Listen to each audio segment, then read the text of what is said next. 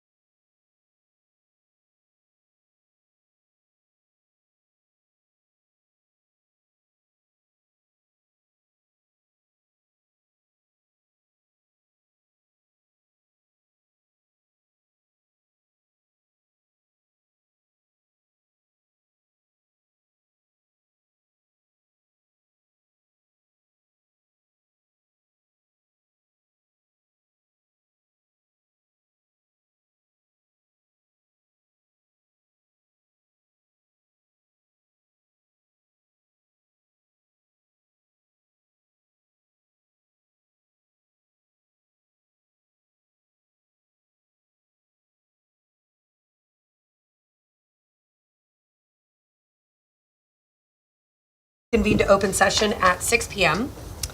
So next will be our Pledge of Allegiance.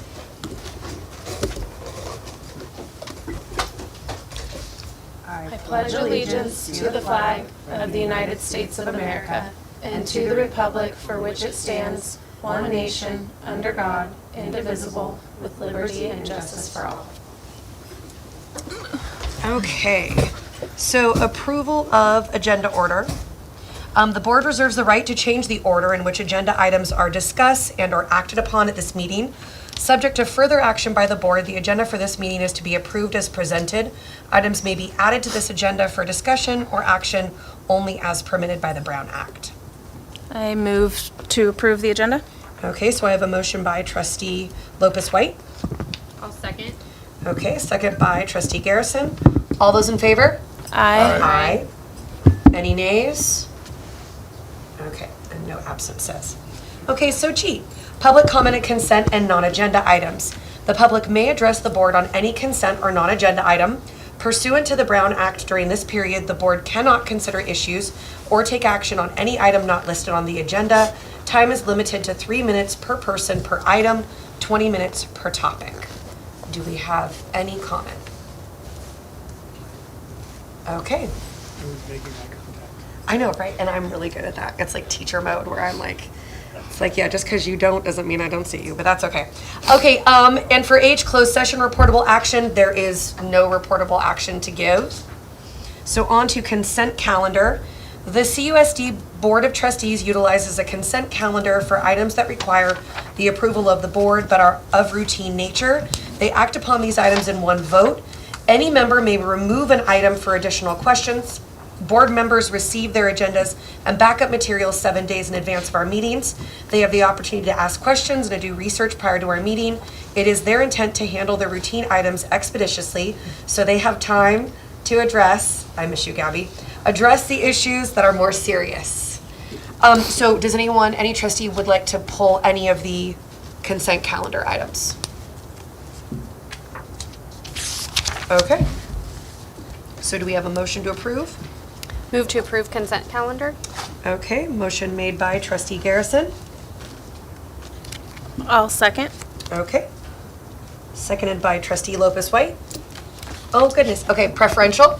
Aye. All those in favor? Aye. Aye. Any nays? Okay, no absences. So moving on to association reports. There is no CSEA report. So now on to I-4, Teachers Association of Cloverdale. Okay, no report to be given as well. Okay, so moving on to school reports, J1, Jefferson Elementary.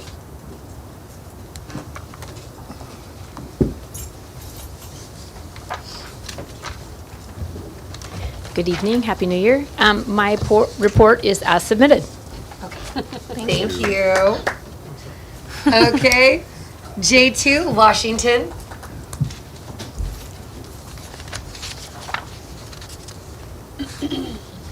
Happy New Year, and you have my report as submitted. Thank you. Okay, thank you. And then J3, Cloverdale High School, and JEH, Continuation High School. Good evening. You have my report as submitted. Thank you. Now on to K, Special Education and Student Services Report. Hello. You also have my report as submitted. Thank you. Thank you. On to you, Superintendent. You have to call my item now. Oh, yes, sorry. L, Educational Services Report. I'm going to read mine line by line. As submitted. Thank you. M, Maintenance, Operations, and Transportation Report. And that one's just there as submitted as well. Okay. Okay, so Hannah, on to you, Student Board Representative.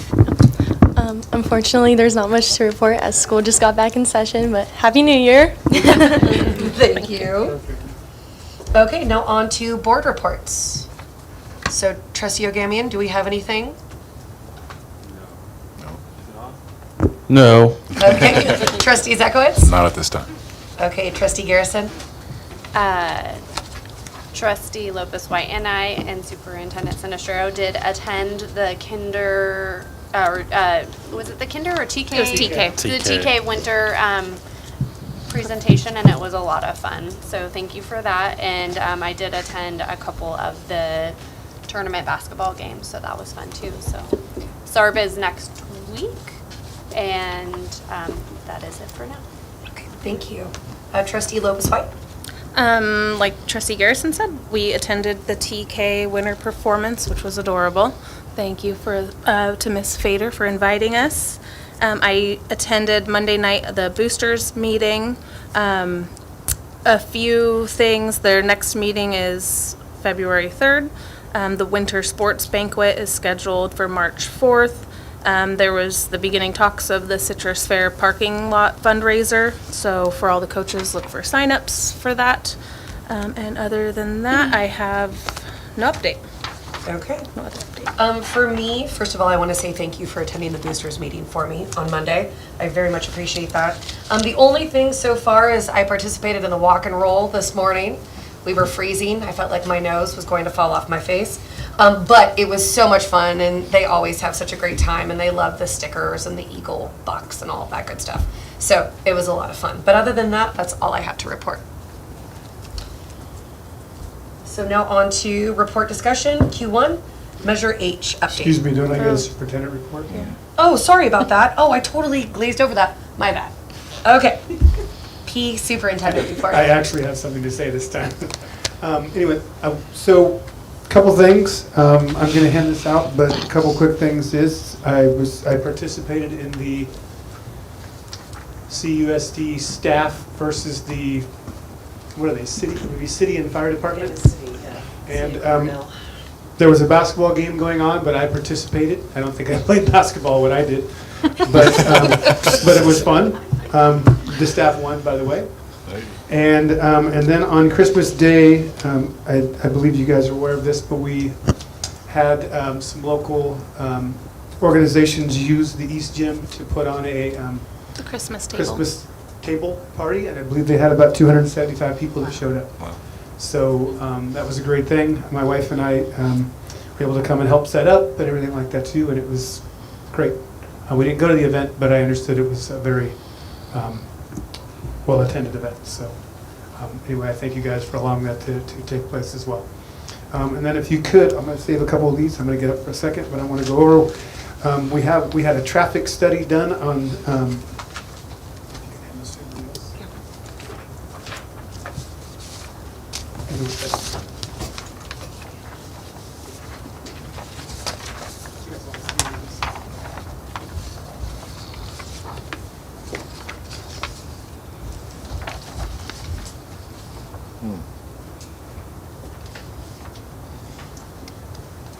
So if your first reaction to this is like, no way, that was my same reaction, and I'm still kind of no way. Yeah. So this is School Street, which is the one that goes right through the middle of the high school campus. So at the beginning, towards the beginning in September of the high school, we had that little traffic sign out that's out there right now that it does the speed, but it also does all this different metrics. Because what we're trying to do is we're trying to figure out how much traffic is on School Street during the day. Because remember we talked about potentially maybe closing that or looking at doing something there, because we have an active public street going right through the middle of our campus, which brings in some different safety issues. So this has 8 total days of data. The speed limit is 25, the average speed, which is good.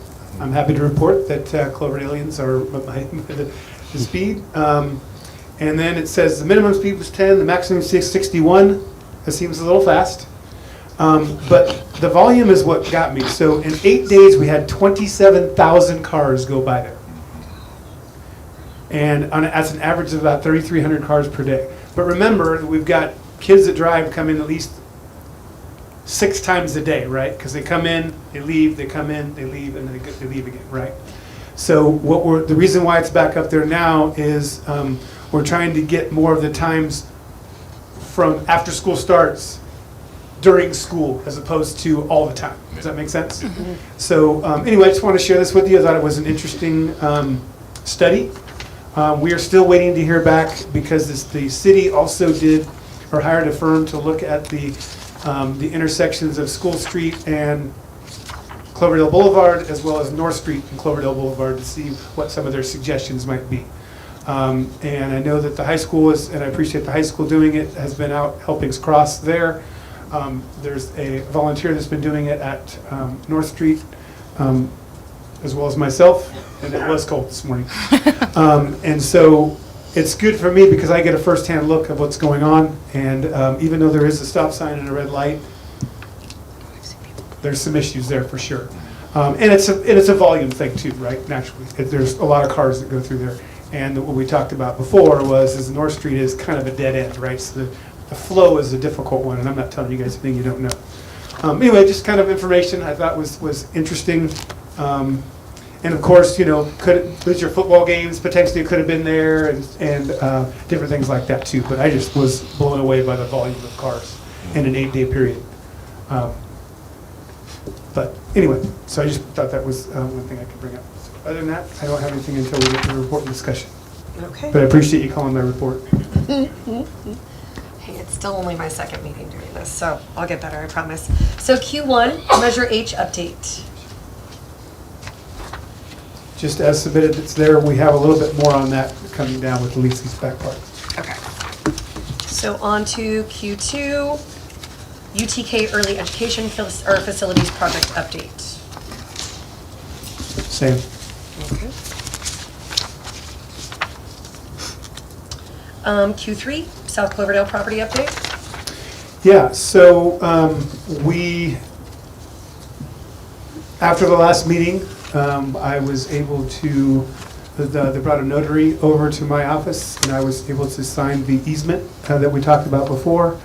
We will be, as I told you, we figured about 6 months, we'll get that done. Once the ground gets a little better, we'll be talking about putting in the fire hydrant and so on. We also talked about the fact that our flag lot there comes all the way out to Cloverdale Boulevard or Betcher Creek or whatever that makes the connection there.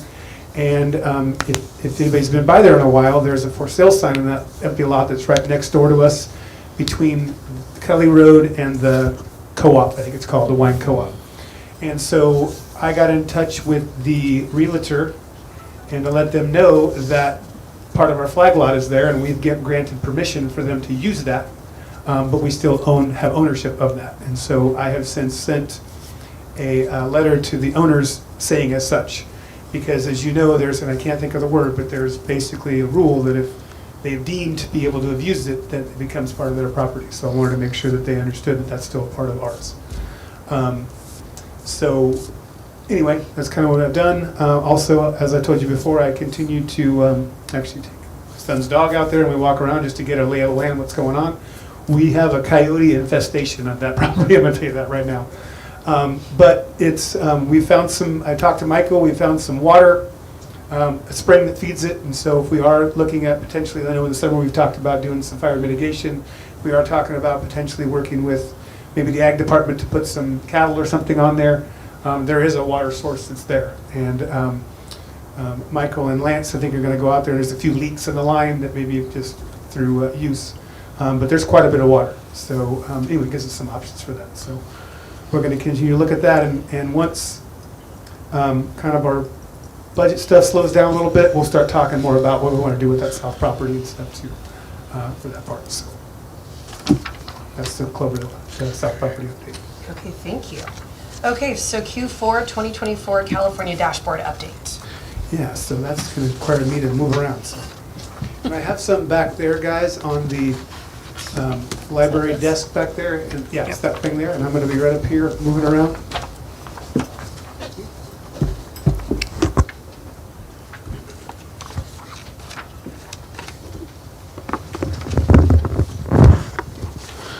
Okay. So school districts are required to give an update to the board regarding the dashboard before, I believe it's the end of March 15th, I think it is. And so we have this in front of you. I know that on the copies that I made for you, it's pretty tiny on there, but it's a lot of data. And so we were able to condense it into this presentation. So and once we get done with this, my plan is to put this on the website, so if anybody can go on the website and be able to click on it, and they'll be able to bring this up to be able to see it. It's an accountability system that we've got here in the state of California. And this is, again, the data is what the state looks for. And this year is new, as we have a science indicator that is added, but it's status only and no color. The colors are, it's kind of a speedometer, as it was. And so yellow, green, and blue are good. Orange is kind of, you need to keep a look at, and then red is the areas that you need to address, either within the LCAP or not. And remember, the scores might not be that great, but what they do the colors on is are you improving or not? And how much have you improved? So it's not really like a certain level, it's more of improvement, and how are you showing improvements to get the different colors. And please stop me, anybody, if you have any questions or anything, because as we said, we live in a land of acronyms, right? So stop me if you want me to explain something. I'll try to do my best. So just some and so basically what we're going to have is we're going to have a district overview, and then we're going to kind of go a site-by-site overview. And then that'll lead into other discussions that we're going to have them come up and talk about. So we've had, I don't know, if I walk over here, am I still in? It's showing the presentation right now, so you I can go anywhere. Yeah. Perfect, I love it. So the highlights, we have lots of improvement at the district level. Our English learner progress is at blue and green level for the district. I believe we're actually the best in the county, if I'm not mistaken. And graduation requirement at CHS is at the blue level for all subgroups. Suspension rate at the high school is at the green level, except for white students, and suspension rate at Jefferson is below 2%, which is excellent. Some of our areas of support at the district level, ELA is English Language Arts, and EL is English Language Learners, and LTEL is long-term English language learners. And I believe the number is 7 years to be a long-term? Something around. Yeah, anyway. And then math, we had red areas in EL, which is, and then students with disabilities. Jefferson, ELA with students with disabilities. Washington, the suspension rate for ELs, LTELs, student with disabilities, and Hispanic. ELA is for the long term, and then math is for EL and SW, or students with disabilities. And Cloverdale High School didn't have any areas that were in the red. So this is more for district, this is the entire district dashboard. So what we have here is, you see, we have some different categories here. We have English language learner, chronic absenteeism, suspension rates, and so on. And then we've got basically 2 years that you can see that's there. And then I'm not going to go over each one, but our highlight areas, we have improved on 37 of these areas. English learner progress, again, like I said, is at improved level, and like I said, I believe it's about the best in the county. And suspension rate is at the green level overall, which is good. So again, this is a collective thing. This is JEA, all of our sites in one thing. And then again, some of your areas of support that are here. Questions with that? Okay. And this is more of a historical data. This kind of goes back 3 years. You'll notice that in 2022, there's no colors, because that was just us coming out of COVID, and they didn't assign any colors on that. And so, for example, if you look at students with disabilities, we're still well below the average, but we are improving.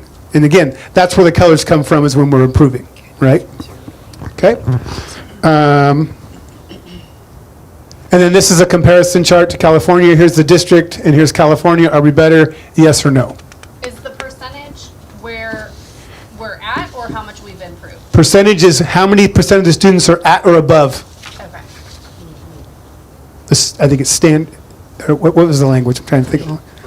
Proficiency, thank you. Okay. Yes. Okay. And then this is the number of points we're below the proficiency level, I believe, yes. Right. Okay. Sorry, it's just a lot of, sorry. Sometimes it goes one way and sometimes it goes the other. Right. School levels, so we'll start with Jefferson Elementary. And again, these are the same ones, but they're just specifically to each one of the sites. Okay, so some of the highlights are, as we got, again, with the English language learner progress, chronic absenteeism rate, which is lower, that's a highlight, so it's not increasing. Mathematics, and then 15 areas are improved. And then you've got your areas of support over here that are different colors. Okay? And then here's the historical data, same thing again. where you can see the 3 years. And again, the 2022 color is not there because of it not being a color year. Okay? Oops, I went backwards. And then here's Washington School. They don't really have a data one for state because most of the state is just district data. It's not school, like we're not going to compare them to everybody else, other elementary schools, mostly just district. Washington School, highlights here are, again, English language learner progress, chronic absenteeism rate, ELA, math, 24 areas improved, and all red areas from 2023 have improved except for math and English for English language learners. So most of them are improved, which is excellent. And again, that's what we're talking about, right? We want improvement. And then here's historical data again for the Washington School. And then again down here, it's for relevant grade levels it shows, because if you look, sorry to keep going back and forth, but if you look back here, it's K through 4, but some of them are only 3 and 4, right? So they don't do ELA and math for the kindergartens. And you notice that TK is not involved in this. And then we go to the high school. Again, I always hate when I go to presentations and people just read their slides. So you have it in front of you. And then here's a comparison data. And again, if you pay attention to relevant grade levels, the English language learner progress is 9 through 12, but these ones are only 11th grade, and then so on. And then this would be, the graduation rate would be last year's class, right? This is last year's data, right? Does that make sense? Yep. Okay. And then we've got JEH, and you're going to be like, well, why does JEH not have anything? Well, a lot of times it's because there's not enough numbers, and so they don't want to put anything identifiable on there, because if there's fewer numbers, you're going to be able to tell, like if they were to do it by ethnicity, it's too few of people to do that. But they do have the suspension rate and the graduation rate, and then the college and career part. And then we just, you just kind of come up with some things that kind of just brings it all together a little bit. So, and this kind of shows you how to improve a color. So to improve a color, we would need to increase our English learner progress at 2%. I hate to say this, but when you start doing well in one area, it's harder to maintain that and do better, right? So, anyway. And then chronic or if you could maintain the color, you have to keep 65% or greater, right? So we may not go, or obviously you can't go higher than blue, but it's very difficult, I should say, to stay in blue. Does that make sense? It might go down to green, which is still good, but it looks like we've gone backwards. But chronic absenteeism. Again, chronic absenteeism is kind of, it's a tough one, because when a student is chronically absent, they've only missed, I think it's 10 days, right? 10 days in an entire school year. So even if they're sick, even if they're, something happens, they're still going to get chronic absenteeism. So if that declines by 0.5%, that'll improve the color, because remember, we want it to go down. And then suspension rate and so on. So that's what this means. So this just shows you what we need to do in order to be able to improve a color or to be able to maintain. Some of them you can't, it's hard to say that. So I hope that, any questions on that part? And it will be different for some of these because of what levels they're currently at, right, to maintain or to increase. On the maintain side You need to probably turn that on. for suspension rate, is that we have to decline by 2%, decline by, at the high school, middle school? No, Or is you that need to keep it at maintain less than 2%. 2%, okay. Less than 2, Oh, right, correct, right. to maintain it, yes. So it's not saying you need to increase, it's just you need to keep the suspension rate under the 2%. Got it. Correct, where it currently resides, essentially. Yeah. Any other questions? How about out here, any questions? How about you guys back there, tech guys, you got questions? You're good? Okay. And that's it. And this isn't anything you guys have to approve or anything like that, it's just you guys need to have seen these before. You know what, I didn't even look at my notes, give me a second. Yeah, we're good. It shows areas where we have improved in. Is there any that we have regressed in that you can think of off the top of your head? There are some in there. Those would be your red areas. Was it already red, or was it a different color and then it went? You could look at historical.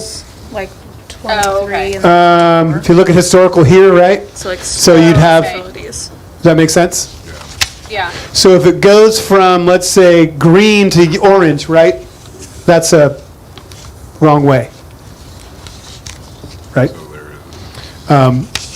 But like green to green here is, Oh, green to it's better, but it's still the same color because they didn't decrease enough. Okay.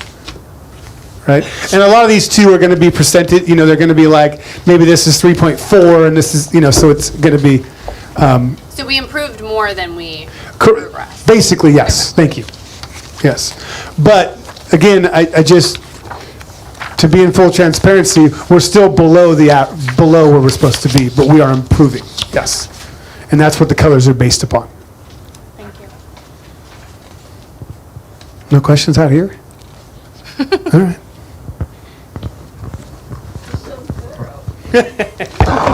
Appreciate it. That was a plant right there, by the way. Okay, so moving on to Q5, MTSS, multi-tiered system of supports update.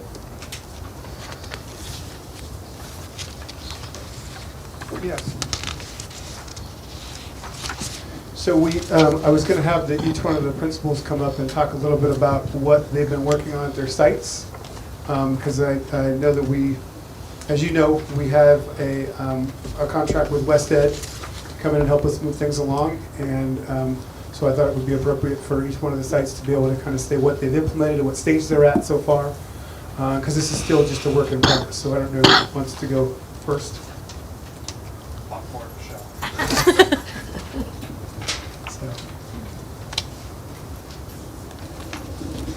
Hi there. So I outlined quite a bit of what we've been doing at Jefferson. So I'm just going to go over that information. And if there's any questions that you have on anything, it's a lot of information, but if there's any questions you have on anything, please feel free to ask. We implement, at the end of last year, we learned a lot about MTSS, and I think going into the 24-25 school year, we kind of hit the ground running with some things that we really wanted to put in place. So the cost. Can I interrupt you just for a second? Yes. So MTSS, guys, is a Sorry. it's multi-tiered system of support, and so it's, I don't know what you would say, a program or a philosophy. It's actually a framework. They call it a framework officially. That sets up the different tier system as far as the amount of maybe extra Support. help Support, or yeah. support kids need to go through that. So, for example, tier 1 would be in every classroom. And Would school-wide. be just given tier 1 supports, and then on from there. And then a tier 3 support would be the most intervening. Support. Basically, the most. So anyway, just want to make sure we have that. So go ahead, Michelle. Yeah. One of the pieces of information that we learned about was called a cost meeting, which is coordination of services team. Previous to that, what we would do is we would wait until we were in dire straits with a student before we had an SST, which is a full-blown hour-long meeting where we gathered all kinds of information. The cost meeting is a little bit between just in the classroom and then what to do with some either behaviors or students who are struggling before we ever get to the SST. So we implemented cost meetings pretty much like in September.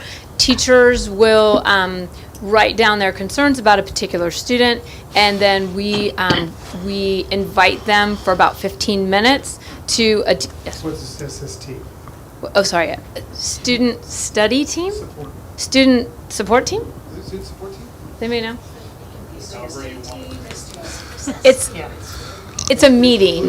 Exactly. Yes, okay. So it is a meeting where we invite the parent. We have, depending on the needs of the student, we may have a school psychologist, we have the classroom teacher, and then we have other staff members who have either worked with that student or maybe might be able to offer some insight on support for them. It's a pretty involved meeting. It takes a lot of time. It takes a lot of coordination. So the piece, the cost, where the cost meetings come in is a 15-minute meeting to say, I'm kind of struggling with this student, and here's what's happening, and what might be some suggestions from this team. So if it's a behavioral regulation struggle, the school counselor the school counselor might get involved, or our school psychologist, just to listen and give some input on what strategies might work. And then that teacher will take those ideas back to the classroom, and they'll try them out for 6 to 8 weeks, and then we reconvene and see what to do after that. We have been able to serve, I think 21 students so far. And the beauty of that is in many of the cases, the strategies that are implemented are working, and we've seen great results. We also have moved to SSTs, and also beyond that as well with a few of the students. So I think it allows us to catch things sooner and respond to them sooner, and to support the teacher and the student without having to go into heavy-duty meetings just sort of for a quick answer. Is there the ability to escalate it to an SST meeting Absolutely. faster than 6 to 8 weeks?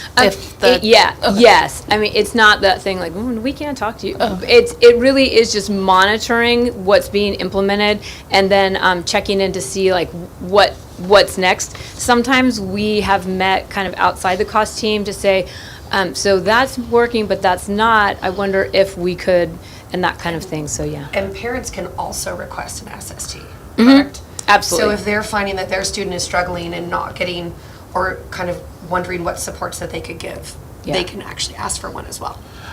And truly what we found with the cost meeting is it's early and quick. So instead of waiting until either a parent is like, my child can't do anything, or a teacher being very frustrated, it's like this interim meeting where I think the results of the cost meeting so far is teachers are feeling very supported, and students are responding quickly to what we kind of bring to the table. So that's been really great. Is there any questions about the cost meeting? Yes. So the teachers who, I know you said parents can request this SST meetings. Yeah. But I want to make sure that it's for students who actually, let me rephrase that. All students can probably benefit from it, but the students who really need it. So are you guys able to determine, hey, I know you're requesting this, but your student is doing well? Because my wife would be one of those who would be like, hey, we want everything. Yeah. So I'll be honest with you, I've never said no to an SST.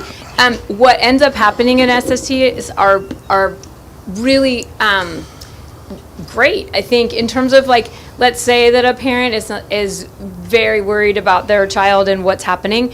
It's an opportunity to really talk about maybe where that child has come from historically, and then where they are now, what the parent is seeing at home versus what we're seeing at our school site. And many times in an SST, at the end of the meeting, we all kind of come to a consensus on what's next steps, what parents can do at home, what we can do as teachers, or what we can bring to the classroom that maybe we didn't know about before. So where yes, we don't want 490 SSCs, but we do when it comes to a parent requesting a meeting, it actually is just a really great time to get together and talk about just concerns and anything that comes that just comes out of the conversation. So yeah. Thank you. Okay, and then we also implemented a phonics program in the fall called UFly. That program is implemented kindergarten, second grade. It's a 30-minute-a-day program that our kindergarten, first and second grade teachers are implementing. I do have to say, just coming from the classroom, I'm always very mindful that I'm not over asking of teachers without being compassionate to their, to them having to shift gears and have to understand a new program and implement it with fidelity, as well as everything else coming along. I don't know that I have received any negative feedback about this program, and I think in terms of, we just had our professional development on Monday, and the program is a celebration, so I'm really grateful that the ask of implementing a new program has come with some really kind of joyous moments. The kids look forward to it. They can't wait. They always ask if they can, when are we going to do You Fly? So that's been a really great program. We are doing our second STAR assessment. So this will be our mid-year assessments coming up in January. And word on the street from teachers is that they're seeing a lot of improvement. I happen to have an opportunity to look at some of the STAR assessments from kind of the bird's eye view, and it's looking pretty great. So I'll be putting a little report together for February and go a little deeper into some progress that we've seen in language arts with this program and the other one the other ELA activity that we've implemented as well. Let's see. So the second thing that we implemented, and this came out of our leadership work that we did with West Ed in November, is we implemented site-wide, so in every classroom, TK to fourth grade, an activity called Fluency Partners. It's a 5-minute commitment in the classroom, and the teachers put students together in partners. It's based on their reading abilities.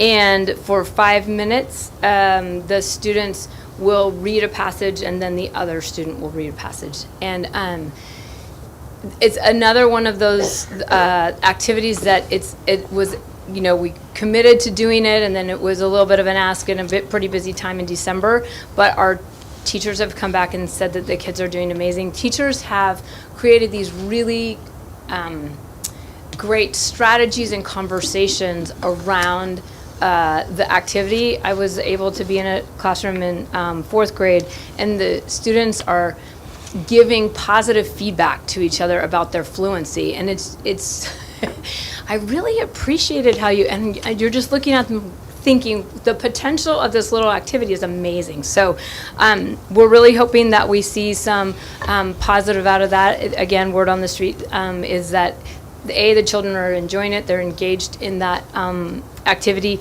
and that it feels like there's been quite a bit of improvement in terms of fluency. Any questions about UFly or Fluency Partners? Okay. And then, let's see, what else did I put down here? Oh, so last year we implemented a pull-out program for our students who were struggling. And the challenge with pulling out the pull-out program is it doesn't connect necessarily to the classroom, and that can be difficult. So you hear, the students will hear one program outside of the classroom, and then they come back into the classroom. It's not necessarily what's being done in the classroom. So the shift this year was to utilize our reading instructional assistants to push into the classroom to work with teachers during the ELA block and really support those teachers based on our ELA scores, and also teacher recommendation to utilize the tools that our reading instructional assistants have, but to use them in the classroom. And what we found is we were using an intervention program called SIPS last year, and it had a lot of bells and whistles kind of to it, and you kind of had to move a cart around.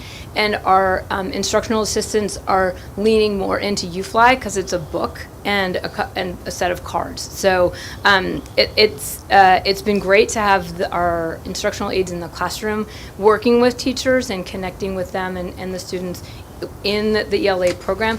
And it's also kind of neat to see that they're also recognizing the programs that are really working and aligning with what's being done in the classroom. Any questions about that? Okay.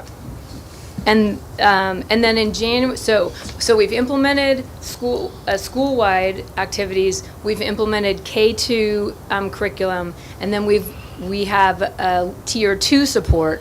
And then in December, after we looked at our STAR scores, we recognize that there are still students that need a third opportunity to work with very focused, targeted instruction. So our reading instructional assistants are working with those students in groups of 1 or 2, just 20 minutes in the afternoon, really working on those foundational skills in ELA. And so we'll hopefully that will be fruitful as well. Any questions about any of that? So I know we have a lot going on, and I think that I'm grateful to be implementing this now. And my favorite part is that teachers are enjoying it, students are very engaged in it, and we have a lot of positive feedback from that.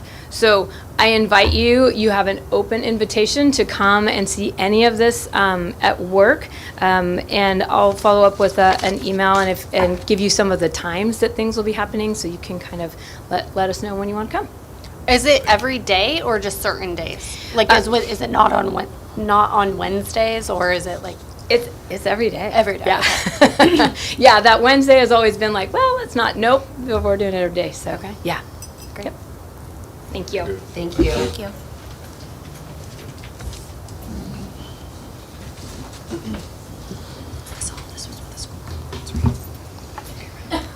That was a lot. Ms. Holden, that was fantastic. You should have went last. Absolutely. No doubt about that. No, that's fantastic. I was also going to describe the cost meeting, but I won't get into the detail because I believe we've just done that. But our cost meetings have been going incredibly well, and they have been supported by Dr. LeVay in kind of setting up this system. And I think it's very much allowed us to feel secure that we're not forgetting something that's going on with students. And so when a teacher does recommend a student in the cost meeting, it's documented. And then in the next cost meeting, we talk about the new students and we catch up on the old students, like, okay, what's happening? Is the SST scheduled? Well, it's not scheduled yet. Why not? How is this happening? And so we can really keep track of it that way, and it's been a very positive experience.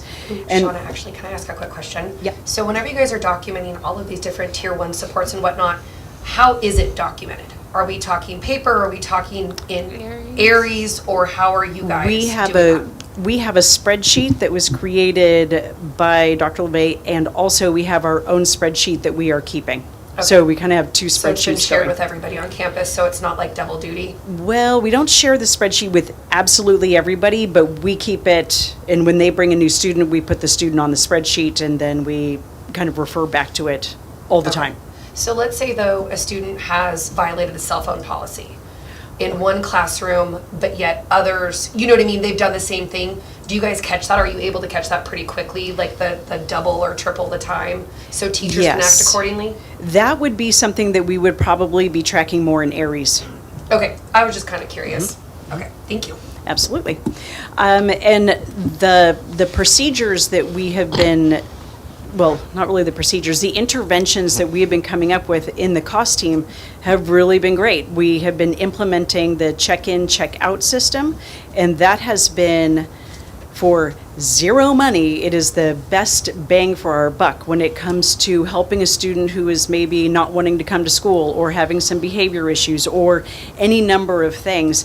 And the check-in, check-out can be done, it can be done right in a whole lot of different ways. So what we've been doing is that we have an area in the office where students come in and we have a clipboard, their name is on it, and just a couple quick questions are on the clipboard, and they fill it out about how are you feeling today on a scale of 1 to 5 and things like that. And we look at it, we say hello, and if they've scored themselves pretty low on a certain day, we make sure to do a little check-in with them. And we are finding over and over again with the check-in, check-out system, and also a behavior log that we have, that when students are doing that and we're following through, it's incredibly effective. So we're really happy with all of that. So cost team has been an absolute win, in my opinion. This year we also started a reading intervention system at the school. Last year in our school site council, the teachers and others, we identified reading as a need, and I think that that's not a surprise. And we purchased a program called Rewards, and so the 5th and 6th grade teachers are using the Rewards curriculum. It's new to me, coming from a high school where we didn't use rewards or anything, so I'm not an expert in rewards yet, but the teachers are. And they're very, very good at it. The 5th grade team and the 6th grade team, they have kind of separated the students based on their scores, on STAR assessments and other things. They have implemented, we're now in our 2nd rotation, and so the teachers are reporting that they are seeing improvement in the reading, and that is fantastic. And the data that they're using is STAR, but also anecdotal.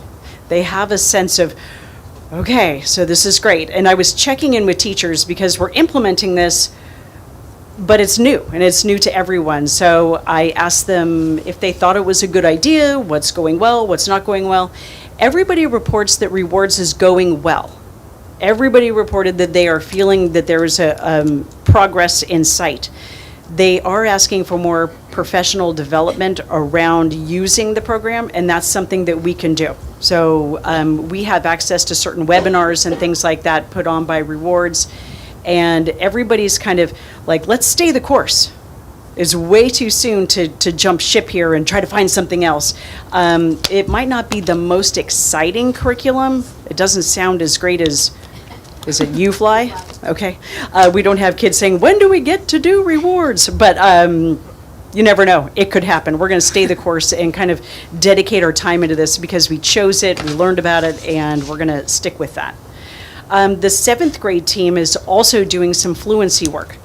And almost every single 7th grade student is now working in partners, and they are working on their reading fluency. And so I sat down with one of the teachers, and she kind of I did the reading fluency, and she graded me on it, and so I could learn a little bit more about it. It's excellent. And to have 7th graders reading these passages and they mark their own progress, which is, I think, a really important piece of all of this, because it's one thing for the teacher to say you're doing a great job and you're improving. It's another thing, though, for a student to be etching in and shadowing their own bar graph, and they're seeing how they are improving. And once they have that ownership, we're good to go.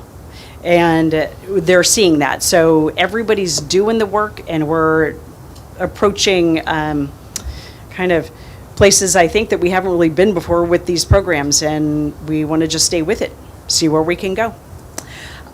We also we wrote a goal at our November PD Day when we were working with Tori from West Ed, and one of our goals was to improve our active supervision, and that's inside the classroom and outside the classroom, because on any campus there's a lot of things that happen in the classroom and a lot of things that happen out. And so we have a goal of improving our active supervision, meaning when we are watching adults out on the campus, are they scanning? Are they looking at the entire playground? Are they looking down the hallway? What's going on? Are they engaged in a personal conversation with a staff member that went on for 10 minutes and no one noticed? We never see that, by the way. But it's a method for us to remember that when we're out there, and that's all of us, that is certificated and classified, that when we're out there and we're watching students and engaging, we want to talk more to our students. That's the goal, is that we are interacting as adults with the students as much as humanly possible, and also scanning, keeping our eyes out, and knowing what is going on the playground, and in the hallways, and in the cafeteria, and. So there's a lot of places. I do have a quick question. Do you guys have, does every teacher have a walkie in their classroom, or is it just admin that does? Some of our paras have walkies, and the teachers do not anymore. They did when I first got there. They had these little tiny walkies, but we had this unfortunate situation where other people could speak and we could hear it, and it was not good.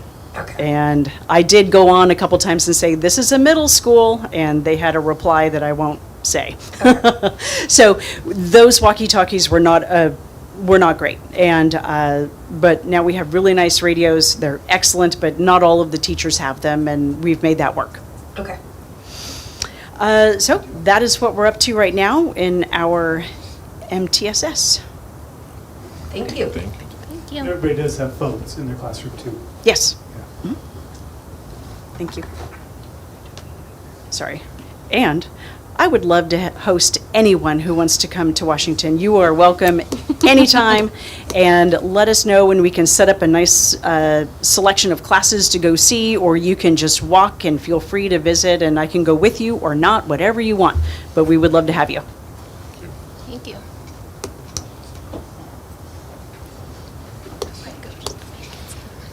Good evening, everybody. We also have a cost team, and that's been active since last year, so it's been going really well, and we take notes, and we have kind of old business and new business, so we're helping students out a lot there. One of the main things that we started this year was our 2x10 strategy. This was a strategy we learned from West Ed. Every school determined to stick with one strategy that we learned and to try it out. The 2x10 is a teacher takes 2 minutes to talk to a student for 10 days in a row about anything the students want to talk about. So we typed up a little sheet ChatGPT made of just, hey, what do you want to talk about? Video games, sports, what you did this weekend, Netflix shows, and students come and talk to the teacher, and the teacher says, talk to me about yourself. And so they do that just 2 minutes during advisory, so it doesn't take away from class time or anything like that. And it's been great because we have an Excel spreadsheet, and so every single day a teacher does it. They record just a quick, brief little sentence about what the students talked about, and it's been really fantastic. We've really gotten to know students a lot better. Quick story, I have a student who struggles behaviorally on campus, and our ag teacher brought horses, and the horses were in the back ag area, and I saw on the spreadsheet that this student rides horses. I had no clue that this student rode horses, and he was not in class, and he was walking out to the horses, and I saw him and said, what are you doing? He said, I'm going to go see the horses, and my first reaction was, no, you're not, you're going to class, and then I paused, remembered what I learned, and said, hey, I know you love horses. I guarantee you'll see the horses after class, because then we have lunch. I'll open up the area for you to see the horses, but you got to go to class now. And he's, okay. And so then that totally diffused the situation. That was just a great example. And we've just been learning so much about our students. And like kind of I think Shauna said, we're like, that's a free thing. It takes 2 minutes out of advisory, and it's something easy anybody can do. And it's been really impactful. It's been really phenomenal. And that's the 2x10 strategy. And we're starting that up again tomorrow. On top of the cost meeting, we have Sean, our campus supervisor, who is part of our cost meeting. A reminder, he was Sonoma County Classified Employee of the Year last year from Cloverdale Unified. He's fantastic. He's phenomenal. And he's a big part of what MTSS works on our campus and how smooth our processes here at our school. We have one student suspended this year. So if you look at our suspension rate, it was super, super down last year, and now we're looking to go even down further, and that's a big part of that. Sean always talks about making little deposits with students. When he has interactions with students and talks with them, and he makes a deposit, and then he says, and then when it's time to make a withdrawal, he has that money in the bank with those students. And so he's that kind of perfect person to really work with students that gets them away from getting into bigger trouble. So he's a major part of our MTSS team. We have the EL roadmap. The California EL roadmap is something that all schools can use, and we've been really focusing on Principal 1 this year. So that is our Tier 1 support for all students. And so this is something we had our teachers get trained at the beginning of the year and the middle of the year, and every teacher has identified different strategies that they want to use for the California EL roadmap. These are all kind of Tier 1 supports, greeting students at the door, getting to know them personally, getting to know, learn how their name is actually pronounced and pronouncing it that name, and things like that. And these are really kind of, once again, kind of easy, free, quick things that make a big difference. And so every teacher has a few goals that they identified that they want to focus on based on the EL roadmap, and that's been really helpful for our Tier 1. Lastly, we also have AVID. AVID is Advancement via Individual Determination. It's a great program. It's really built for those kind of middle students that aren't your high AP honors students, or the students that are just barely graduating high school. Those are their kind of like D+ to C+ students who might not go to college, and trying to get them to go to college. We just started AVID back again last year through one-time funds, and Also through our A through G grant, we have Avid for the next, we paid for it last year, this year, and the next 3 years. And Avid's really helpful. We go on field trips to colleges, universities, and at this last PD day on Monday, we had some training on Avid strategies for English language learners, writing, reading, and different things like that. And so that's been really helpful. The CARE Foundation purchased Avid binders for all of our freshman students. Last year we had 2 sections of Avid, and this year we have 4 sections of Avid.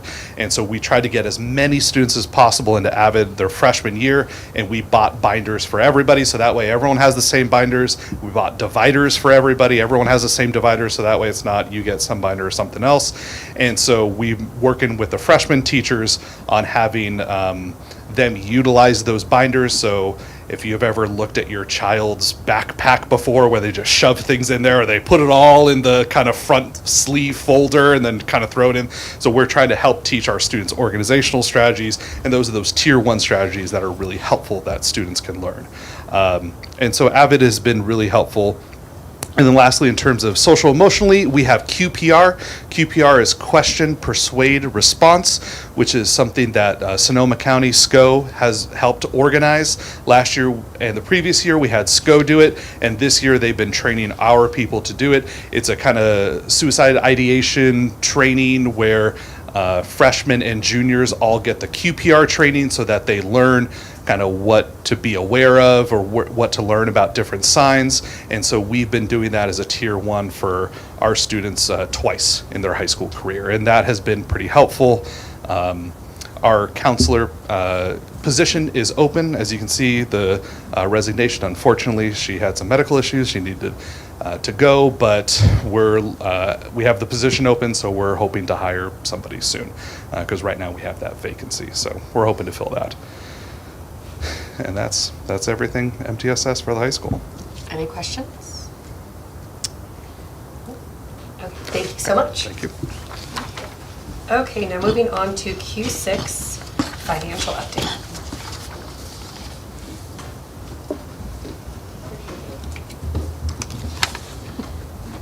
Great title. Yes. Sheldon Cooper and Fun with Fun with Flags. Flags, Well, we're going to yes. do Fun with Fun. Yeah. These are also on the back too, right? Yes, they are. Yep. Yep, we're getting our nerd out here. So, okay, California, Cloverdale Unified School District Fun with Funds. And we're not allowed to read these, so I'm going to make sure I try to paraphrase it. But fund accounting, which is what is required in schools, is really different than any sort of accounting you do in real life. It is not anything that normal people would do. It's not how you would run a normal business, because you never know what your revenues are going to be until after you close the books the following October. No one runs a business like that, but that's the way schools are run. The other thing that we're required to do is this thing called fund accounting, and it's a specialized accounting that tracks all of the revenues with those expenditures. So we have to make sure that the expenditures we're doing align with the revenue sources that the state has mandated. So on that way, Cloverdale Unified has 11 such funds. And the first one we have is the general fund. And you're going to hear about the general fund a lot. It is divided up into 2 basic properties, I guess, two basic pieces, groups, unrestricted and restricted. The unrestricted includes the local control funding formula, which is the state and property tax that we get. It includes a mandated cost grant, which does not cover the actual cost of all of the mandates that the state requires us to do. Sorry, that's commentary. Unrestricted lottery is also included there, and right now, the calculated ending fund balance is our 3% reserve, which is $732,457, and that's as of first interim, which was presented to you guys last month in December. The other part of the general fund is the categorical programs, and that is made up of federal, state, and local dollars. Federal includes things like Title I, which is where we pay for reading aids and things like that at Jefferson School. Title II, which is where we have, which is teacher improvement, so we have professional development there. Title III, which is English language learner support, things like that. state, and local. We're going to talk more about resources next month. That's going to be the theme for next time. I'm not sure. I don't have a title for that yet, but it's going to be something fun with resources. The calculated ending fund balance at first interim is $1,831,672. And that sounds like a lot of money, but that's divided up into several different sections. And again, we'll get into more detail about that next month. But a good chunk of that is like money that's had to be put into, we're required to put into the routine restricted maintenance account, which is for ongoing maintenance things. There's some money in there that is from Prop 28, which was the arts and music money that we first received last year that's rolled over. There's a variety of different things, and we're going to talk about those things, and we're also going to talk about next time about how those numbers are going down because we're spending them up. The next fund that we have is the Student Activity Special Revenue Fund. It's Fund 8. And this one is new within the last couple of years. And basically, what the state discovered was that there is so much money going through associated student body accounts that it's not being accounted for. So they decided that schools have to report what's going on in those accounts, and we do that through Fund 8. So those are also restricted dollars, and on June 30th, the balance that was currently in there between all three of our ASBs, which is high school, Washington, and Jefferson, is $86,592.90. So we have a lot of money that goes through those ASB accounts. The next account we have, this one is a really big account. This is your child development account. This is where, in the past, the district had a preschool program that people paid. It was a pay-as-you-go kind of program. It was not a state preschool, and we lost the director, and things have happened, and we lost space, and all those things. So right now, there's a calculated ending fund balance in there of $13.07. And depending on what our plan is for preschool, how we continue with that, we may decide to close that fund or keep that fund open, depending on where we go with that. The next fund that gets a lot of action is the cafeteria fund, and this is Fund 13. This fund is used to account for all federal, state, and local dollars that come in to support feeding our students. And right now, Cloverdale participates in something called the CEP, which is the Community Eligibility Program, which means that all of the kids get breakfast and lunch for free. And that has been a really good thing for students and stuff, because sometimes, too often, this is the only place that kids are getting at least those 2 meals. So I'm really proud that Cloverdale can do this. I'm so sorry. We did it in Potter too, but the calculated ending fund balance right now is $303,088. This fund is only allowed to have a certain amount of money in it. It can only have enough money. It can only have an ending fund balance to cover 3 months worth of bills, and that's the maximum it can have. This is much less than that, but that's just one of the many rules that we have. In the past, I remember we had to take from the general fund in order to cover the expenses in this. So for us to be a part of that program is huge. It's amazing. Yeah, no, it's really great, and it's nice to not have to make that contribution. And Elise Hernandez does an amazing job. She really does. She works hard. We're lucky to have her. Cloverdale is lucky to have her.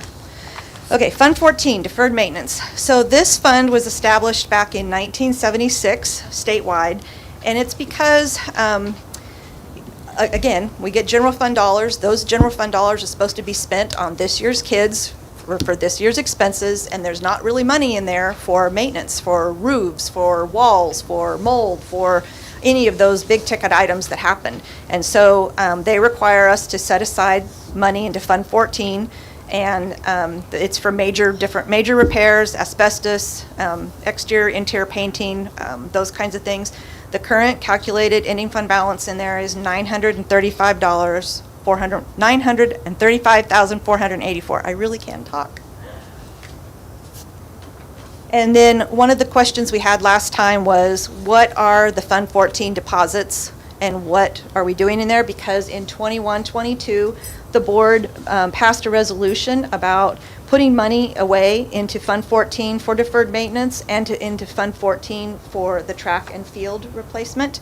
So this shows this historical back to 2017-18 of the $75,000 that's been set aside for deferred maintenance. And then you can see that there were 3 years that the district put aside the $100,000 for the track. That was not done in 24-25 because we're having a budget crisis, and that was one of the things that the board decided in June, was to only set aside the $75,000. Do you have any questions about this? Okay. I know, so I do have a question on, because I know when we did the board-approved designated amounts, I thought what I understood was it could only come out if the board approves it.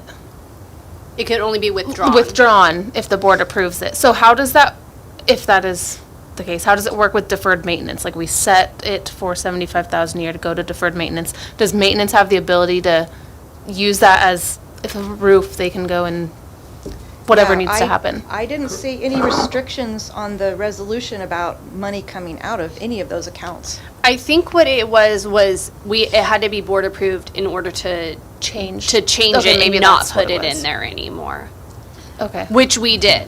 Right. Well, it actually, if you read the resolution, maybe it's not what it was meant to be, but if you actually read the resolution, it basically says if there is money left over after the budget, or after the end of the year, if there's enough left over to put these into that. Deferred maintenance is different, that's a separate Okay. animal, right? Because that's mandated, that's a separate deal. But like the track fund and things like that too, and the other funds we've talked about, which is Fund 35, which you're gonna get to in a second, right? Yeah, I'm 17. 17, I'm sorry, is that, the way I read it, it's written on the resolution is if there's money left over at the end of the year, those amounts would go in those things. Where I think the initial idea behind it was to put them aside. So I think it's just a kind of a semantics thing that's in there. But yes, I think the way that we took it this last year is we presented it without those putting in, and the board approved it that way, which is basically in a sense approving to not put it in, essentially. So yes. So, and I can tell you that the only expenditure we've had out of there this year right now has been because we had to do some repair, specialized repair to the track. So that was the only expenditure that's come out of there so far this year. Okay. Okay. Then Fund 17, this is another special reserve account, and the board, again, set aside money for technology and for furniture. And you can see that actually it was happening historically, and again, this only goes back to 2018-19, but it was actually happening prior to the board taking action to set that aside. And in 2021, it did not happen, and it's not happening in 24-25. And the calculated ending fund balance as of December was $379,377. I think what bears mentioning is these are committed accounts. Yeah. So basically, so there's a couple different ways you can have reserved funds, right? And so these are what's called committed, which the board has made a commitment to only spend them, to only spend them on that sort of thing. So that's what's. So you wouldn't be able to pull it out and use it to pay for without board a new action. vehicle or something like that. Correct. Right, it would take, right. Okay, on to the next. The next one is Fund 21, which is your bond account. And this is where, this account is set up so that this is where your bond proceeds are done. So when you sell bonds and things like that, this is the account that it goes into.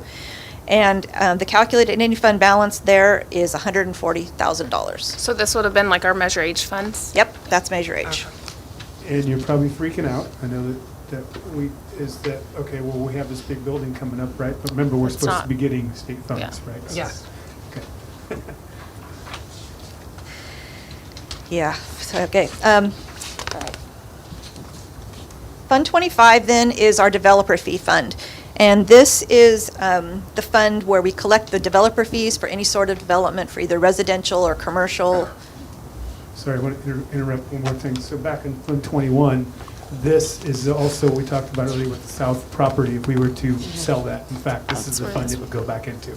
So it would have to follow the rules of how the bond was. It would have to be only spent on projects that were identified in the bond that went to voters. And so it wouldn't be quote-unquote general fund money. It would be restricted fund into Fund 21, which is just bond projects. Does that make sense? Yeah. I don't know if this, because we're talking about that, but Fund 21, money gained from that property since it was bought by Measure H, not in terms of selling, but let's say we leased it to someone to do whatever and they paid us, would that money go into this fund? That should go in there also, would be my, I don't Like know that for a profit? fact, but I would Okay. assume it probably would. Any proceeds that would be made would need to stay there. Okay. We'll have to check on that. I don't know the I'm answer just to that. curious. True, I could certainly Okay. ask that. Makes sense. Okay, so Fund 25 is our developer fee fund. This is where you pay your developer fees. Right now, the calculated ending fund balance in there is $1,418,799. And the revenues that go into this account are just the interest and the mitigation developer fees. This fund can only be used for things to mitigate growth or modernization projects in your district.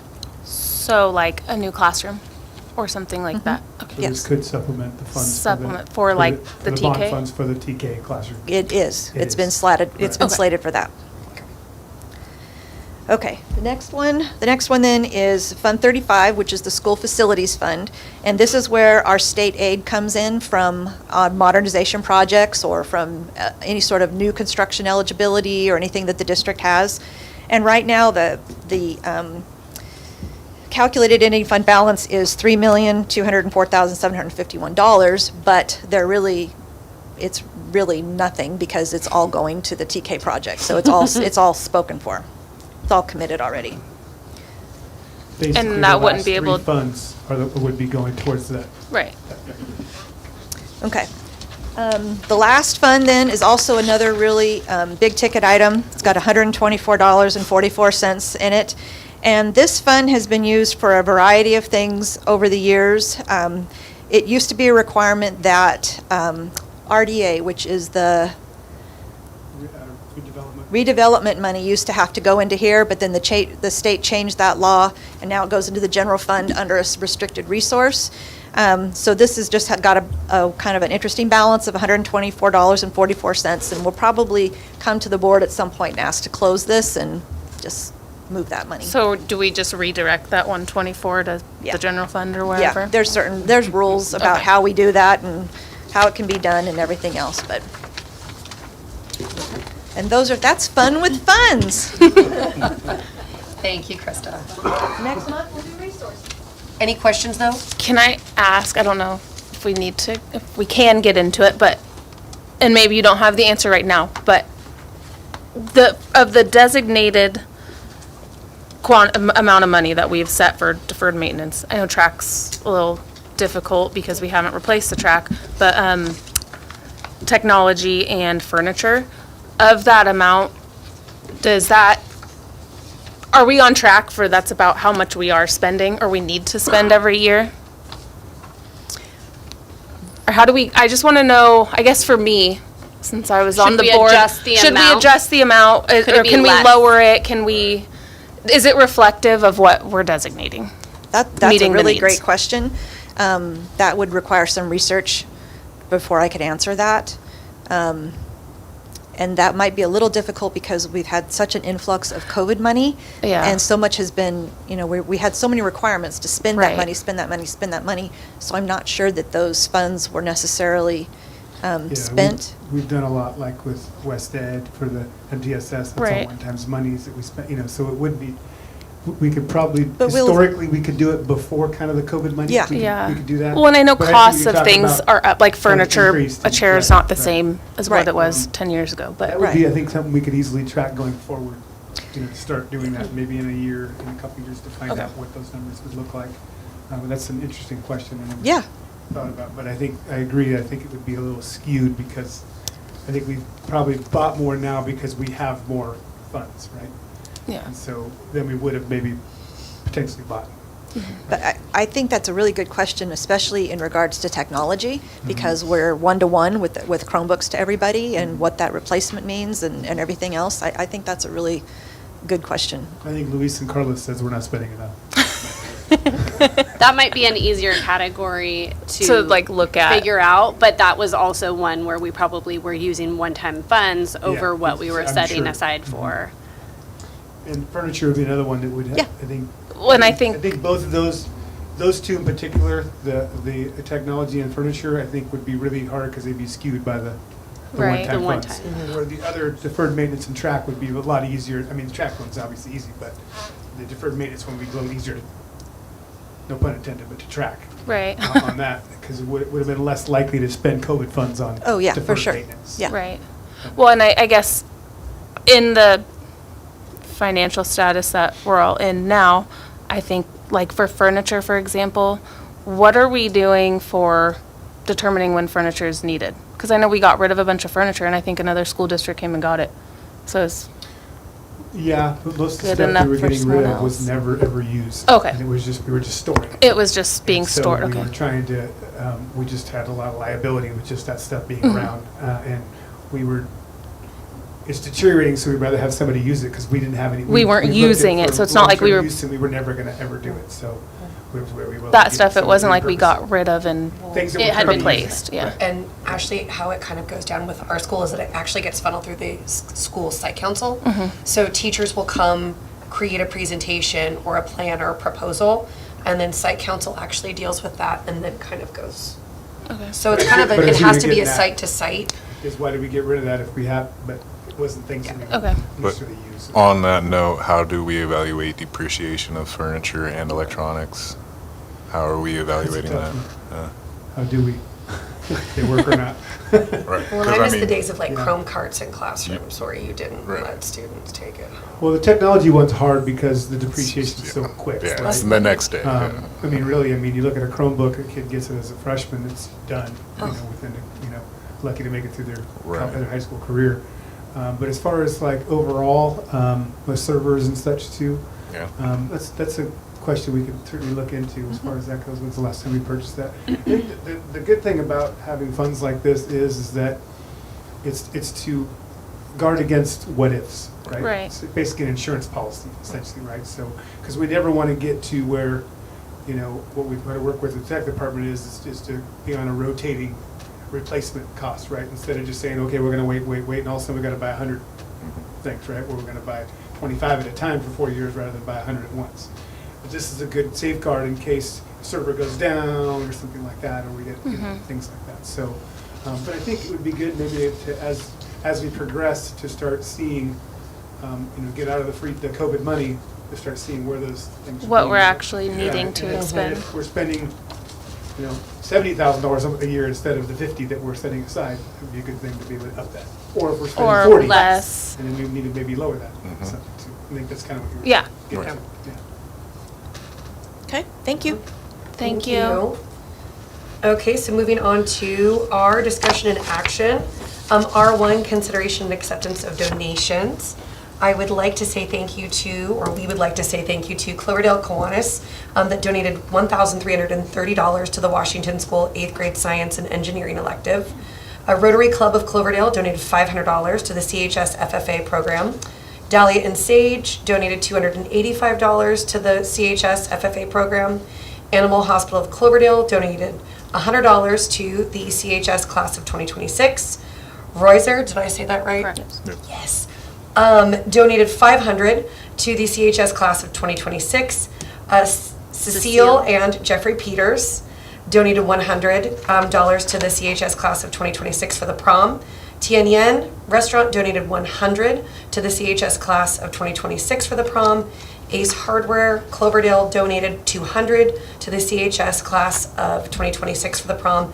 And Reggie Construction, Regi, sorry about that, I will learn that.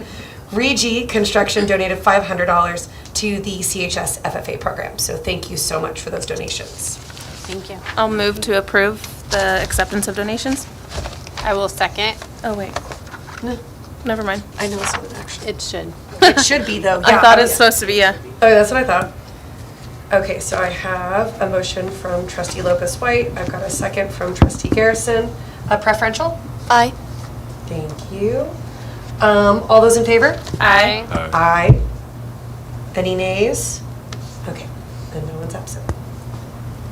Okay, moving on to R2, consideration and possible approval of resolution 225-10, adopting pre-qualifications process for leaseback project. Well, we have somebody here from Van Pelt. It's Brian, right? Yeah, Brian from Van Pelt, if you have any questions. But basically, this is going to be a two-step process. Remember, we talked about at the last board meeting to decide if we wanted to do this route, and everybody agreed to that, or the board agreed to that, I should say. And then these next two, R2 and R3, are basically what we need to be able to have the board pass the resolutions to allow that to happen. And so Brian's here to answer any questions you might have. Other than that, and it sounds like that's what the district has done often. So. Previous. So are there any questions? Yeah, and legal has reviewed all these too. So. Okay. Would anyone like to make a motion?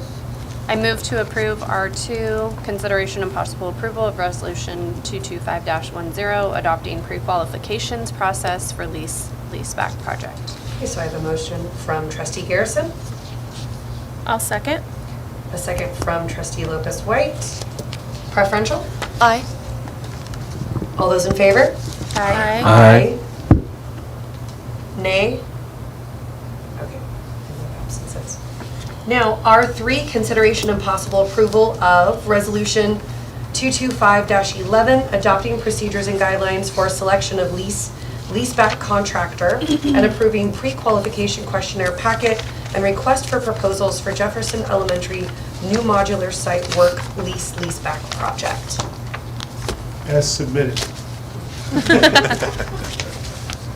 We have to, obviously, we have to approve how we're going to accept it. Right? So that kind of gives the parameters that we can work with. And again, this has been, our legal has looked at this also. You get it up really easy tonight, right? Is the Measure H committee going to be involved in selecting the contractor, or how is that? I mean, That's probably what we'll end up being. okay. It seems like a likely spot for it to be.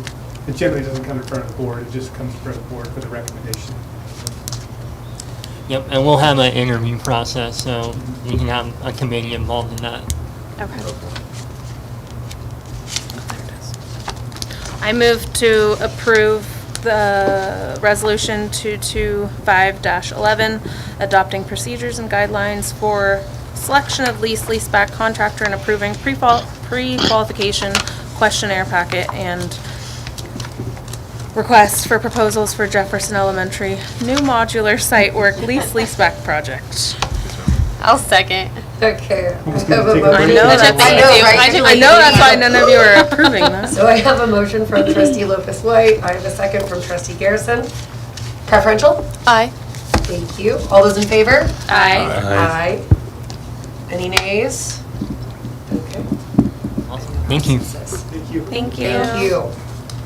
Okay, now moving on to agenda item R4, consideration and possible acceptance of the 2023-2024 audit report. I'm back. We're gonna try again here. Okay.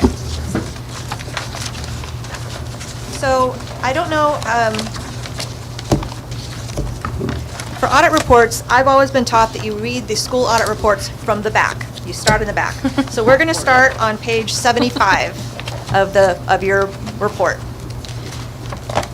And this is a really awesome, incredible page. And it says, there are no financial statement findings for the year ending June 30th, 2024. So kudos to the district office staff for a great job of doing all of their accounting and everything. I do want to make sure that you understand that the auditors only audit what the state requires them to audit. They're not looking at all of our GLs, they're not looking at everything like that. They look at our internal controls, and they follow exactly what the state audit guide is. So based on that, we did great. We didn't have any problems. We passed with flying colors. So yay, Cloverdale. The other page then we want to take a look at, if you're going to look at no other page in the audit, you want to look at page 74. Now, page 74 says that the type of auditor report issued is unmodified, and that most of our things under federal awards and state rewards are all unmodified, and unmodified is the highest rating that an auditor can give your books. So this is also really great news, really happy about it. Federal awards, it says there that the auditee, which is us, qualified as did we qualify as a low-risk audit? And the answer is yes, which is also really good. So we have to perform something called a single audit because we receive more than $750,000 in federal funds, and we are considered very low risk. We're following all of the rules, then the auditor checks all of those things, and so, again, yay us. The part of this whole audit report that I'm probably the most excited about is that there were absolutely $0 in adjustments from unaudited actuals to the audit report. So what I presented to you at unaudited actuals earlier this year, there was no change to any of the funding findings. So very happy about that. Do you have any questions about the audit? Just on page 64 of the audit report, it has Ashley Lopez White, term expires 2026, but it should be 2024. Okay. Because now her new term expires 2028. But this was for 23-24. Correct, but her So term my term actually wasn't up in ended. 26. Her term ended in 24. 24, and now I'm on. She just a got new one. sworn in. So I was never on the 26 cycle. Okay. All right. I mean, it's not a big deal, but I just something that- to make okay. noted. Oh, I see that. Okay. So she's just with the wrong group. Correct. Yeah. Got it. I'm with the wrong group. I like how it says I'm the interim superintendent too, by the way. Sorry. No, I would just say that. Surprise. In all of my years of doing this, I've never, ever had a clean audit before. Usually with a lot of ASB, there's just so much money that Correct. changes hands. It's just really And almost with all the impossible. one-time dollars that Yes. we Mhm. got So in, this is so exceptional. this, yeah, I was really excited to read this. Yeah, it's very exceptional. So I'd like to remove my interim part because it's been a fiscal audit, it's the findings of the audit. Cool. Page 64. So we need to approve the audit. I move to approve the 23-24 audit report. Okay. I Oh, have a wait, am I motion from trustee Garrison. Second. Okay. I have a second from trustee Ogamian. Preferential? Aye. All those in favor? Aye. Aye. Any nays? Okay, and no absences. Now on to R5, consideration and possible acceptance of the certification of corrective actions for the 2023-2024 audit findings and recommendations. Well, that should be easy. Yeah. I So moved- normally I'm sorry. Oh, Normally. I was just going to make a motion to approve it. Okay, well, that's great. Because we don't have any findings, this is blank. But if we did have a finding, the Sonoma County Office of Education requires us to explain how we're going to fix the problem so it doesn't continue. And this is what this would be for, and except this time it's for 0. So awesome for us. Very good. So I move to approve the certification and corrective actions for the 23-24 audit findings and recommendations. Okay, I have a motion from trustee Garrison. I'll second. Okay, I have a second from trustee Zekwitz. Preferential? Aye. All those in favor? Aye. Aye. Any nays? Thank you. Thank you. Thank you. Okay. Now moving on to, I want to make sure mine's on. Okay. R6, oral recommendation regarding proposed changes to salary and/or fringe benefits of superintendent.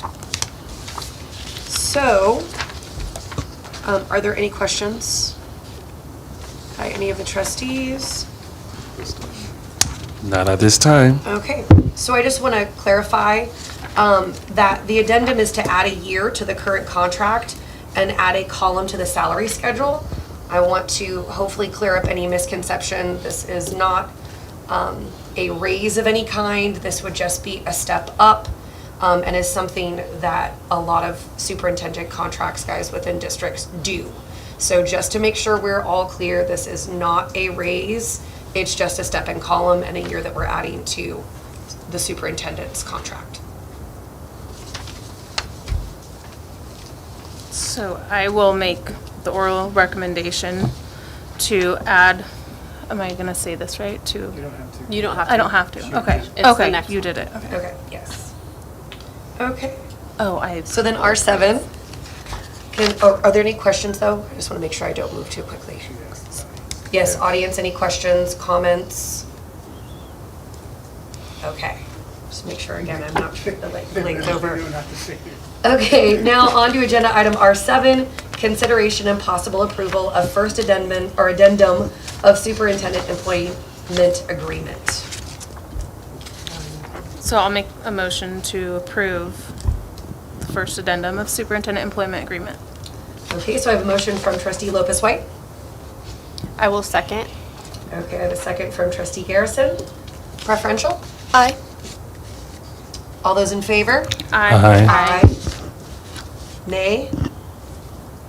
Okay.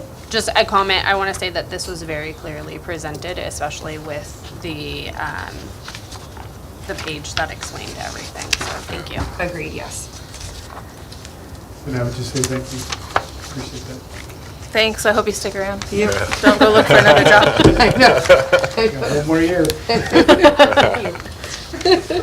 Okay, now moving on to R8, public hearing regarding resolution 225-12 to approve the housing plan and use of pupils, grants for new construction funding for Washington Middle School. And so we open public hearing. Oh, do you need to explain? Okay, we'll open public hearing at 7:31. Yep. Any input? Do you want to explain what it is, just while we're Yeah, if waiting? you want to, yeah. Yeah. So it's not silent? Yes, we did a project to build a gym, and we had modernization funds, right? Modernization funds, so we have to build it first, and then they reimburse basically for that. So this is the paperwork to show that have built the gym, and we're ready to receive our funds back. And can you tell us where those funds will go back into? We'll go back into the bond funds Bond that will fund. help also pay to the Go to TK. TK classroom. The TK classroom is going to wipe us out.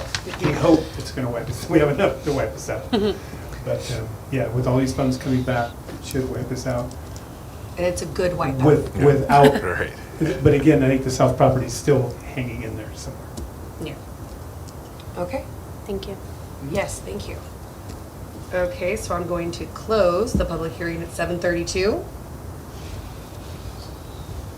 Now, R9, consideration and possible approval of resolution 225-12, acceptance of the use of state construction grant funding to construct new facilities at Washington School.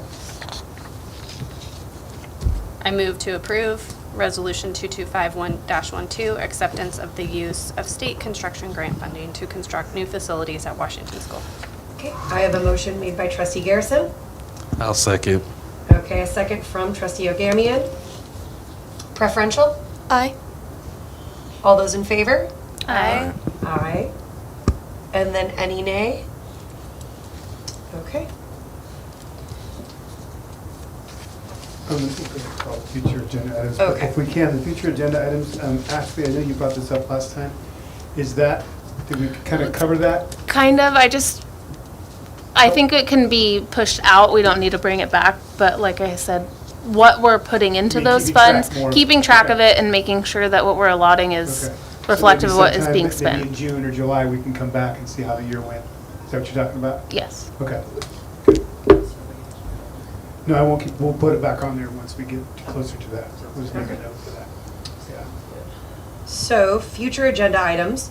S1, Fund 14 and 17, projected project costs versus fund amounts. S2, Board Policy 3100 budget. So on that, Ashley, that was you again also, I think. Was So it? would you like to have that come next month to be able to discuss that, or? would I you like think for it was timing on that? more to keep it up, like to keep it on there. But we're talking about 3,100?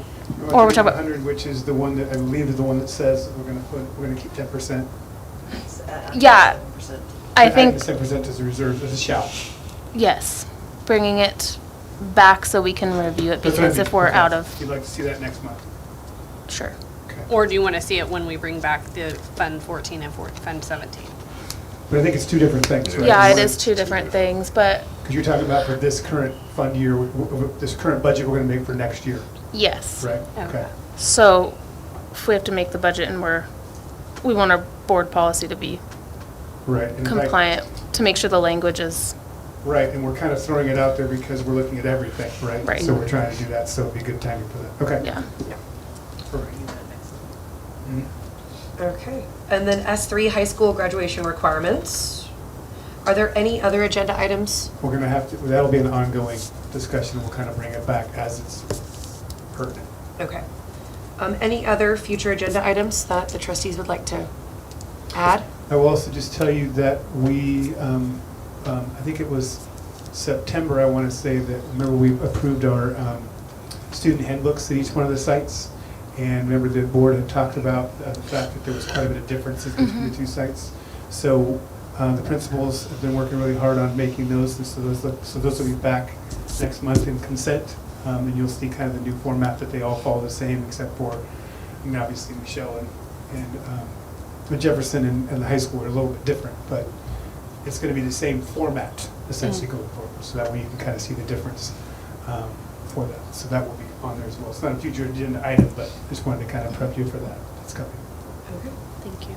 Thank you. So, if we're ready to Thank me, move. thank them. Thank you. So if we're good to move on to future board meeting dates, our next one is February 12th, 2025 at 6 p.m. here in the library. So in February, you guys all got the special one we're going to have for the board governance handbook. Yeah, the 20th. And on that, do we want to have the handbook and we're going to go through it, or we just want to kind of have it there so we can kind of look at it?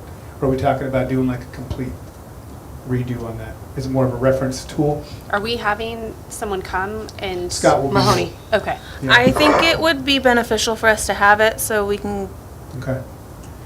what we want to modify, we don't. But I think, what did we do in the past? It's normally where we develop our board goals and norms. Is that what we call it? Mhm. Um, And then there will be also Scott's recommended that I ordered books for each one of the trustees. He wants you guys to read a book before we have that, or at least have it as a reference guide. It's basically, what was the title of it?